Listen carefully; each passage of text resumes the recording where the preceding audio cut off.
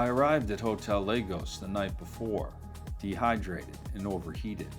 The GPS location I had was wrong, and I struggled to find it. A man tried to explain the way in French, but when I couldn't follow, he got on his bicycle and led me there himself. By morning, I was moving again. The roads in Benin, like Togo, were excellent, including a newly constructed coastal road that was nearly empty, with a dedicated cycling lane alongside it, something I hadn't seen since leaving Europe. I made good time and reached Cotonou later that morning.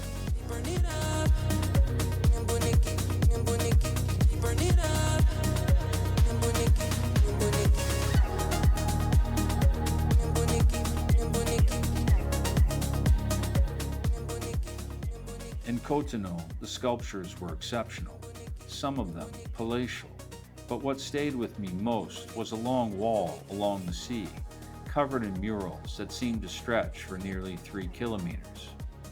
But my attention was never fully there, because ahead was Nigeria, a place many had asked me not to go, and by now those conversations had created an impression that was hard to ignore.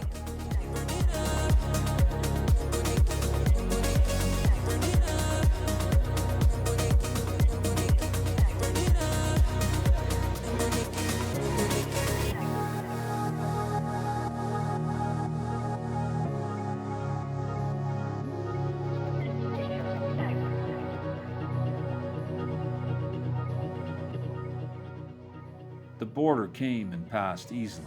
On the Nigerian side, a military man stepped in and helped me through without friction, and soon I was riding again.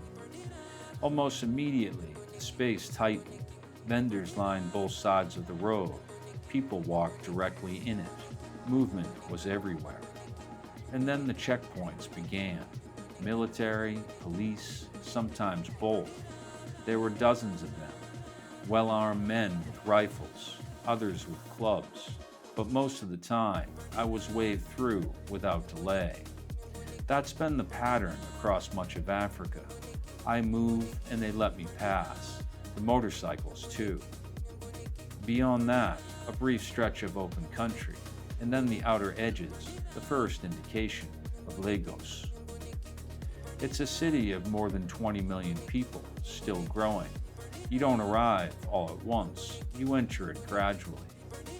On that first day, entering a place with that kind of reputation, I chose to take a hotel. I wanted to understand the space before I was fully inside it. It was the right decision.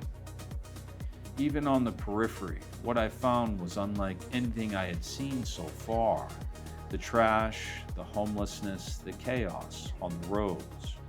The next day, I would ride into the city, and hopefully out the other side, far enough to find another place to stop, well beyond Lagos.